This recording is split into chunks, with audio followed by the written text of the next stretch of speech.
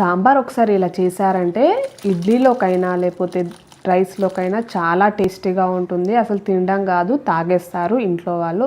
Welcome back to my channel. Let's go to the process. First నేను కుక్కర్లో నీట్గా wash చేసుకున్న కందిపప్పు, అది హాఫ్ కప్ వరకు తీసుకున్నాను. అలాగే కొద్దిగా దాంట్లో శనగపప్పు వేయండి, కొంచెం టేస్టీగా ఉంటుంది సాంబార్లో ఎప్పుడైనా శనగపప్పు వేస్తే.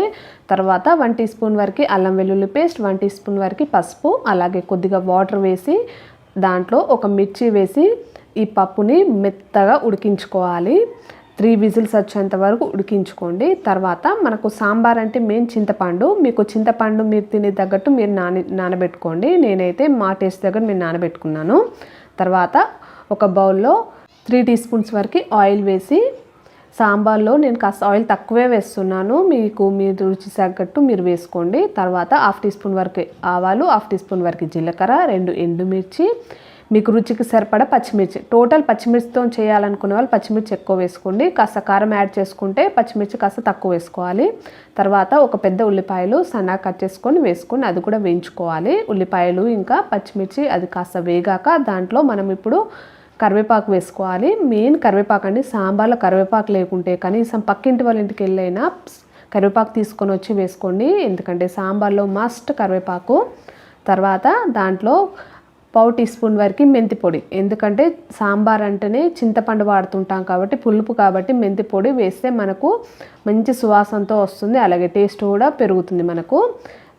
తర్వాత దాంట్లో ఇప్పుడు నేను అల్లం వెల్లుల్లి పేస్ట్ పసుపు వేయట్లేదు, ఎందుకంటే మనకు అడుగంటుతుంది కాబట్టి తర్వాత వేస్తాను. ఫస్ట్ నేను మునక్కాడలు దీంట్లో వేసుకున్నాను, ఒక 3-4 మునక్కాడలు కట్ చేసుకొని వేసుకున్నాను, అలాగే ఒక క్యారెట్ పెద్దగా, తర్వాత కొద్దిగా వంకాయలు, ఇదంతా కట్ చేసుకొని వేయించుకుంటున్నాను ఫస్ట్ ఆయిల్లో. అల్లం వెల్లుల్లి పేస్ట్ తర్వాత వేసుకుంటాను, ఎందుకంటే మునక్కాడలు కాస్త మనకు ఆయిల్లో ఫ్రై కావాలి కాబట్టి.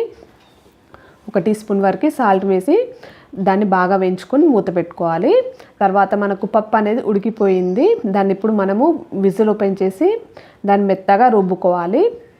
మెత్తగా రుబ్బుకొని మ్యాక్సిమం మనకు సాంబార్ అంటే మెత్తగానే ఉండాలి, పప్పు కవంతో బాగా మెత్తగా రుబ్బుకొని కాస్త వాటర్ కూడా యాడ్ చేసుకోండి. అలాగే మనము చింతపండు నానబెట్టుకున్నాం కదా, దాంట్లోనే పప్పులోనే ఆ చింతపండు కూడా పిసుక్కోవాలి. తర్వాత క్వాంటిటీ అనేది మంచిగా కలుపుకోండి, చింతపండు పప్పు మంచి లూజ్గా ఇలాగా బాగా మెత్తగా కలుపుకొని దీన్ని పక్కన ఉంచుకోండి. తర్వాత మనం ఆల్రెడీ మునక్కాళ్ళు ఇవన్నీ వేసుకున్నాం కదా, ఆయిల్లో బాగా ఫ్రై అయిపోయాయి, కాస్త మెత్తగా కూడా పడతాయి మనకు.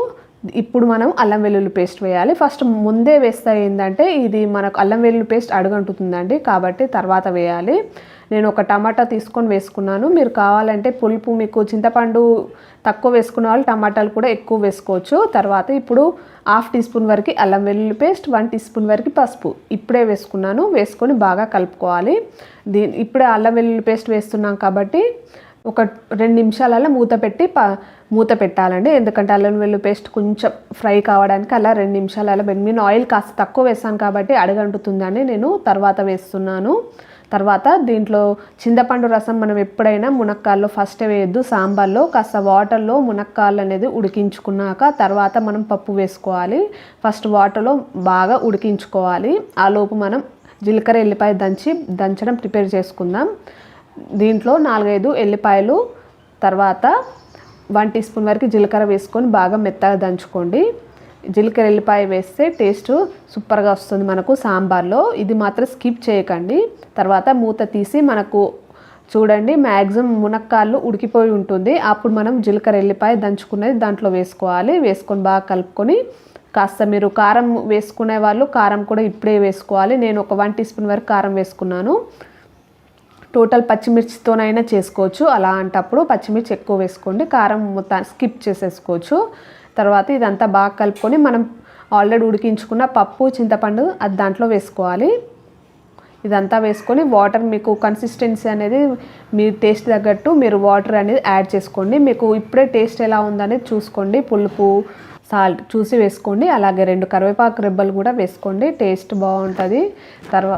తర్వాత మూత పెట్టుకొని ఒక 5 to 10 మినిట్స్ వరకు మరిగించుకోవాలి బాగా సాంబార్ని. మనకు మునక్కాళ్ళు కూడా బాగా ఉడికిపోయి ఉంటాయి. తర్వాత కొద్దిగా కొత్తిమీర ఆకు ఇలా కట్ చేసుకొని వేసుకొని, తర్వాత కొద్దిగా ధనియాల పొడి కూడా వేసుకొని ఫ్లేమ్ అనేది కాస్త హై పెట్టాలి. హై పెట్టి ఒక 2 మినిట్స్ అలా హై పెట్టి ఫ్లేమ్ ఆఫ్ చేస్తే సరిపోతుంది. మనకు సాంబార్ రెడీ అయిపోయినట్టే. మనకు మునక్కాడలు అనేది కాస్త ఉడికిందో లేదో చెక్ చేసుకోండి. ఉడకకపోతే ఇంకాస్త ఉడికించుకోండి. సాంబార్ని కాస్త ఫ్లేమ్ అనేది హై పెట్టి కన్సిస్టెన్సీ అనేది ఇలా ఉండేటట్టు చూసుకోండి. మనకు సాంబార్ ఇలా చేస్తే ఇడ్లీలోకి కూడా సూపర్గా ఉంటుందండి. సాంబార్ రైస్లోకైనా ఇడ్లీకైనా సూపర్గా ఉంటుంది. దీన్నే మీరు చిక్కగా కూడా చేసుకోవచ్చు.